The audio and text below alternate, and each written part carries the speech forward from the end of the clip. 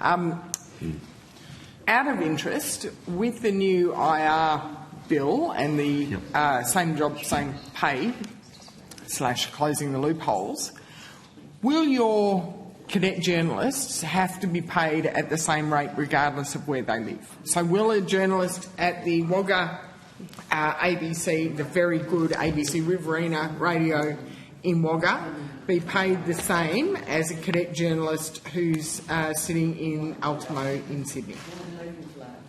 Senator, it gets tricky in that a number of things come into play. In the recent EA negotiation, I gave an undertaking to look at those journalists that had hit the top of their band and had been there for some significant period of time, and we would look at what their remuneration was.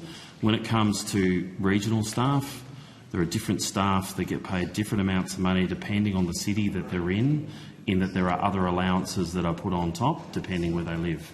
Some of those are historical over time, others are renewed and then looked at on a regular basis. So that's why it gets difficult for me to answer the question, because there are some regional allowances, they do differ even within a state, I believe, let alone between states. Yeah.